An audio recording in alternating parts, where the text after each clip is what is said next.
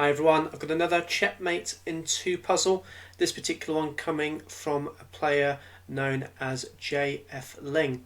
A very nice puzzle this one, a very satisfying solution when you do get it. So see if you can solve it. White to move and checkmate in 2 moves. Okay, so hopefully you were able to solve it. If you weren't, the solution is going to be in the timestamp just there. So if you wish to just skip straight ahead, by all means do so. I'll talk a little bit about the puzzle and then also talk about some of the failed solutions in this one as well.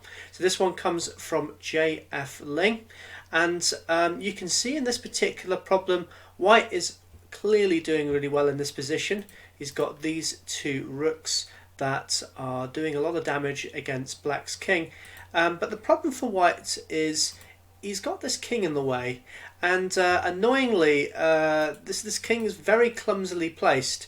If he, let's say, goes up to d6, which looks like he's getting out of the way of 1 rook, he then blocks the connection of his queen to his other rook. So after this, the king can capture. It's no longer a mate in 2 anymore, although, you know, White's still winning in this position. So White has to come up with something very clever in this position. So when I first looked at this problem, I did have a look at the move king to c5, and I thought this was pretty good. The problem with this is Black can simply draw this position with the move rook to c4 check. And the problem with this is after the king captures, although it looks very nice that I've managed to untangle these rooks, by moving this rook away from a4, he's actually created a little escape square. So actually White can either get out of the way with a4, he can even just sacrifice his bishop as well. That actually prolongs the mate an extra move, so it's no longer a checkmate in 2. So how does White achieve what he wants to achieve here?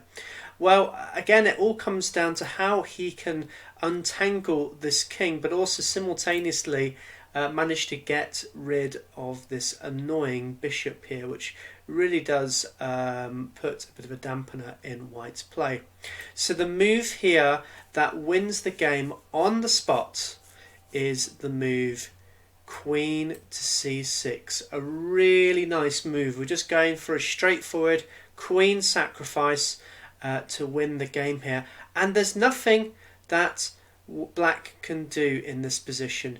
If he, let's say, tries to go in for some spiteful checks, so for example, if let's say he just goes rook to d4, this is checkmate by king takes on d4. We have a slight difference in the position. Notice when this rook was here, it allowed, when this rook moved, it allowed the king to run away, but with this queen being on c6, it no longer allows that. Very nice, that position.